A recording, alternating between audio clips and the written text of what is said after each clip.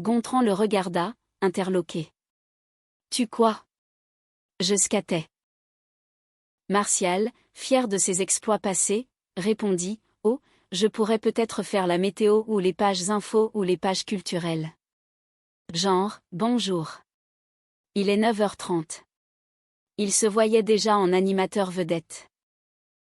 Gontran, amusé, répondit, non, ça va pas à temps, pourquoi pas annoncer l'heure et tard pendant qu'ils imaginent à fond dans les couloirs, toi? Bonjour. Il est 9h30. Mais Céleste n'est toujours pas arrivée. Non. Il faisait référence à Céleste Bernard, la comptable, qui était souvent en retard, et dont l'absence était toujours remarquée. Martial, amusé, répondit, attends, j'aurais jamais meurt. Mais c'était un exemple, Céleste. Je n'aurais jamais pu dire. Bon, j'apprenons par une lettre anonyme que Céleste emporte du PQ le soir chez elle.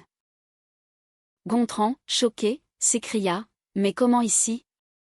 Mais c'était à la radio. Non, ce qu'il faut, c'est du live, du scat pour habiller les ondes. D'accord. Il avait une vision très particulière de la radio. Martial, perplexe, demanda, du quoi?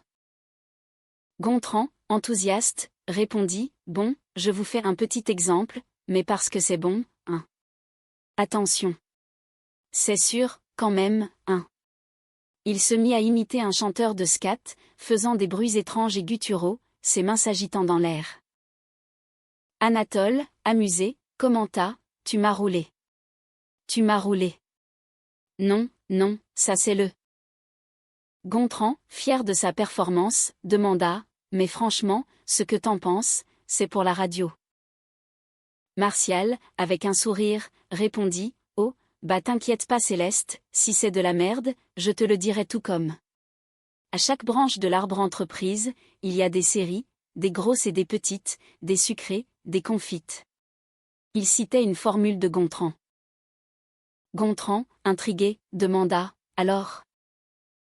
Martial, un air désabusé, répondit, Ben, c'est un début, Ben, un début de merde comme je le sentais, quoi.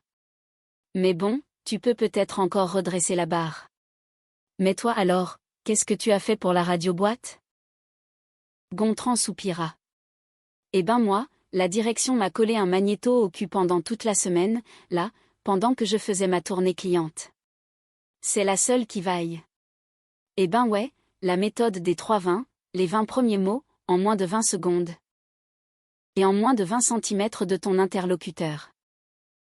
Martial, amusé, demanda, ah, même après l'apéro? Quoi? C'est vrai que ça pique un peu. Gontran, avec un sourire, répondit, ah, je vais arranger ça. Gontran, je vous cherchais. Ça paraît que c'est dans quelques minutes qu'on diffuse votre tournée de la semaine. Très grossière, la semaine dernière, Coralie. D'ailleurs, je trouve que c'est une bonne idée de la part de la direction de m'avoir envoyé comme envoyé. Ça peut être redorer l'image de commercial. Voilà. Il parlait de Coralie, une collègue qui avait fait un reportage sur sa tournée. La radio d'entreprise était sur le point d'être lancée, et le manoir des Muses oubliées était le théâtre de nouvelles aventures, entre créativité débridée et tentative de contrôle, le tout dans une ambiance de plus en plus absurde. Chapitre 97, la radio de la honte et les cassettes mystérieuses. Le lancement de Radio Manoir, la nouvelle radio d'entreprise, était un événement très attendu. Ou du moins, c'est ce que prétendait Hubert Devorien. En réalité, personne n'y croyait vraiment, mais chacun jouait le jeu, redoutant les conséquences d'un manque d'enthousiasme, et surtout, les fiascos de Gontran Dubois. L'open space avait été transformé en studio de fortune, avec des micros bancals et des câbles emmêlés, ressemblant plus à un campement de fortune qu'à un véritable studio. Coralie, la collègue qui avait fait un reportage sur la tournée de Gontran, était au micro, son visage pâle d'appréhension. Ah ben, ça commence. Bonjour à tous, bienvenue sur Radio Manoir, commença Coralie, sa voix tremblante, peu assurée. Bienvenue sur Radio Manoir. Pour commencer le sommaire de la méthode du plage, la musique, mode, fort reluge, du Martial, mais tout de suite, Céleste nous offre un point professionnel à toi, Céleste. Elle s'adressait à Céleste Bernard, la comptable, qui devait faire un point sur les chiffres. Céleste, paniquée, bégaya, ces mots s'en mêlant, j'ai pas ma Céleste. J'aime ça. À l'approche de l'entreprise, il y a des erreurs, t'es con. Merde, je lui avais dit, hein. Elle était furieuse contre Gontran, qui lui avait promis un point, mais ne lui avait donné aucune information. Gontran Dubois, qui écoutait la radio, s'écria, Hilar, je suis assez d'accord. Oh, là là. Oh, là là. Il est marrant avec eau sûre. Oh, sûr. Oh, ça c'est moi. Ah, moi. Je t'en prie, je t'en prie. C'est pas toi. C'est Gontran. Oui, c'est à moi, là. Allez.